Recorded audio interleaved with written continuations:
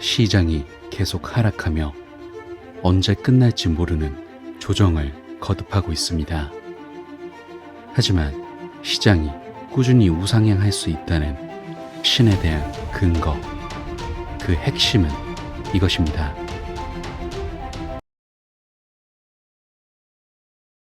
안녕하세요. 크립토피아입니다. 금일 브리핑 시작해 볼게요. 일단 현재 시장이 비트코인부터 시작해서 알트코인까지 너, 나 할 것 없이 계속해서 하락하고 있죠. 많은 투자자분들이 이 하락이 언제까지 지속될지 굉장히 걱정되는 마음이실 텐데 그간 브리핑에서 꾸준히 말씀드렸듯 지금은 위기가 아니라 기회라는 말씀 먼저 드리고 싶거든요. 일단 자세하게는 비트코인 가격은 이달 중순 7만 3천 달러를 돌파하는 등 연신 역대급 최고가를 기록했지만 며칠 지나지 않아 조정을 받고 있고 지금은 6만 1천 달러 정도에 머물고 있어요. 이에 따라 투자자분들은 차익 실현을 해야 할지 추가 매수를 해야 할지 기로에 서 있으실 텐데 현재 관련 분석을 살펴보면 비트코인 가격 조정은 일시적이며 반감기에 앞서 저가 매수를 할 수 있는 기회이고 이후 전반적인 강세장이 지속될 것으로 보고 있거든요. 여기서 비트코인 가격이 상승하기 위해서는 미국 비트코인 현물 상장지수 펀드 ETF로 유입되는 자금이 변수인데 그레이스케일의 비트코인 현물 ETF에는 18일 6억 4,250만 달러가 유출됐었어요. 더불어 순유출액은 1억 5,440만 달러로 지난 3월 1일 이후 가장 큰 규모를 기록했는데 ETF 흐름은 비트코인 가격에 반사적으로 반응하기 때문에 비트코인 가격이 오를 때 ETF 유입액이 상승하고 가격이 떨어질 때 유입액이 하락하는 특성이기에 이번 조정은 건전해 보이고 대부분 전문가들이 비트코인이 2025년까지 15만 달러 이상으로 상승할 거라는 기존의 시장 예측치는 그대로 유지되고 있어요. 그리고 뿐만 아니라 기관들의 전례 없는 매수가 계속되면서 전체 암호화폐 시가총액이 2025년 말까지 7조 5천억 달러로 3배 급증할 것으로 보여서 비트코인뿐만이 아니라 다른 알트코인들 역시도 크게 성장할 것으로 예측되고 있죠. 다음으로 시장이 상승할 것이라는 또 다른 근거로서 일본 정부연금투자기금 GPIF가 비트코인 매입을 추진할 가능성이 제기되고 있거든요. 이 기관은 저수익 포트폴리오에 포함할 금, 비트코인, 농지, 산림 및 기타 대안을 고려하고 있는데 GPIF는 현재 1조 4천억 달러의 자산을 운용하는 세계 최대 규모의 연기금이라고 보시면 돼요. 일단 현 시점에서 비트코인은 2022년 3월 미국 연방준비제도가 금리를 인상한 이후 일본에서 통화 변동성에 대한 해치 수단으로 인기를 끌고 있는데 6개월간 암호화폐 거래소 거래량이 2023년에 69%에서 80%로 증가했고 같은 기간 BTC, JPY 거래상의 거래량은 4%에서 11%로 증가한 것과 더불어 각국 규제 당국이 연금 포트폴리오에 암호화폐 할당을 허용할 경우 기관 수요가 이어질 수 있어요. 이러한 추세는 최근 비트코인에 투자하는 최대 기업 중 하나인 블랙록이 비트코인 현물 상장지수 펀드 ETF에 70억 달러의 수익 유입을 목격하면서 확인된 바 있었죠. 결과적으로 비트코인 가격이 사상 최고치인 7만 달러 이상으로 상승하면서 일본 연기금이 비슷한 수요처를 창출할 수 있음이 시사하고 있고 버지니아와 같은 일부 미국주에서는 이미 연금 기금에 암호화폐를 사용하고 있기에 GPIF의 시장 참여 기대감은 더욱 커지고 있죠. 마지막으로 시장이 꾸준히 상승할 수 있는 근거로서 브릭스의 움직임을 근거로 들 수 있어요. 브릭스는 특히 서구와 미국 달러에 대항하는 강력한 세력으로 부상하고 있죠. 브라질, 러시아, 인도, 중국, 남아프리카 공화국, 이집트, 에티오피아, 이란, 아랍에미리트로 구성된 정부 간 기구는 미국 달러를 시작으로 서구를 무너뜨리기 위한 새로운 연합을 만들려고 하고 있는데 여기서 최근 재선된 러시아 대통령 블라디미르 푸틴은 중동 국가들에게 석유 무역을 위해 미국 달러를 포기할 것을 촉구하고 있거든요. 여기서 중동권은 오래전부터 서방의 군사적 지원의 대가로 달러를 사용하기로 합의했지만 러시아와 중국이 군사 강국이 되면서 더 이상 그럴 필요가 없게 된 건데 그럼 달러의 힘이 약해지면서 당연히 이를 대체할 통화가 필요하겠죠. 여기서 특히 러시아는 달러 지배력에 맞서기 위해 새로운 디지털 금융자산 DFA를 통과시켰고 과거 브릭스 동맹은 금을 뒷받침하는 공동 통화 출시를 암시한 바 있기도 했죠. 하지만 현실적으로 이 계획은 실행하기가 어려울 수 있기 때문에 이와 관련된 대안으로 비트코인을 사용할 수 있다는 게 핵심인 건데 이미 디지털 금으로 간주되는 비트코인은 토큰 경제학과 채택 증가를 기반으로 가치를 저장하고 미래 성장 전망을 가질 수 있는 능력을 갖추고 있기 때문에 궁극적인 솔루션이 될 수도 있는 거죠. 따라서 결과적으로 보면 이제는 단순한 코인 시장뿐 아니라 브릭스를 필두로 한 각국의 나라들과 그와 관련된 기관 자금들이 점점 더 코인 시장으로 대거 유입될 것이라서 대장인 코인, 비트코인의 피트로 전체 시장은 우상향을 그려갈 것이 확실하기에 현재의 조정은 그저 지나가는 작은 무빙일 뿐이라는 거 다시 한번 명심하시길 바라고요. 다음으로 리플 소식 체크해 볼 건데, 최근에 리플이 2024년 최고의 국경 간 결제 플랫폼으로 인정받았거든요. 사실 결제 부문에서 리플의 역할은 아무리 강조해도 지나치지 않죠. 2012년 설립 이후 기업이 블록체인을 활용하여 국경을 넘어 더 저렴하고 빠르며 효율적으로 결제를 주고받을 수 있도록 엔터프라이즈급 인프라를 제공해 왔는데, 이번에 글로벌 결제 부문의 전문성을 바탕으로 리플은 2024 핀테크 브레이크스루 어워드 프로그램에서 최고의 국경 간 결제 플랫폼 및 최고의 디파이 인프라 플랫폼으로 인정받았어요. 여기서 핀테크 브레이크스루는 글로벌 핀테크 시장 내 최고의 기업, 제품 및 기술을 인정하는데, 초점을 맞춘 시장 정보 기관으로서 리플 이외에 마스터카드, 체이스, 오퍼천 및 이피션트 캐피털 랩스를 포함한 다른 최고의 핀테크 기업도 수상을 받은 바 있는데, 이들 기업과 리플이 어깨를 나란히 한다고도 볼 수 있죠. 더불어 리플이 효율적인 결제 솔루션으로 권위 있는 상을 받은 것은 이번이 처음이 아니었죠. 일전에 영국의 권위 있는 결제 어워드인 페이 360 어워드를 수상하면서 이때도 리플의 효율성과 활용성을 인정받았는데, 이처럼 리플은 전 세계 최고의 국경 간 결제 플랫폼으로 인정받고 있다는 걸 기분 좋게 체크하시면 좋겠고요. 다음으로 리플에서 핵심이 되는 SEC와의 소송에 대해서 짚어볼게요. 그간 계속 말씀드려 왔지만 리플 소송과 직간접적으로 영향이 있는 게 SEC와 코인베이스의 소송이라고 말씀드려 왔었죠. 코인베이스와 SEC 간의 지속적인 분쟁은 암호화폐 산업을 규제하기 위한 공식적인 규칙에 대한 거래소의 지속적인 요청에서 비롯되었는데, 이전 요청과 소송에도 불구하고 SEC는 현재의 규칙으로도 업계를 충분히 규제할 수 있다고 주장하고 있죠. 여기서 코인베이스는 지난주 항소법원에 SEC가 암호화폐에 대한 규칙 제정 절차를 시작하도록 강제해달라는 청원을 제출하며 문제를 확대했는데, 이때 암호화폐 혁신을 위한 위원회, 주요 투자회사들, 그리고 미국 상공회의소와 같은 주요 업체들이 미국 증권거래위원회 SEC가 암호화폐 산업을 위한 구체적인 규칙을 제정하도록 코인베이스의 요청을 지지하고 나섰거든요. 암호화폐 협의회와 상공회의소는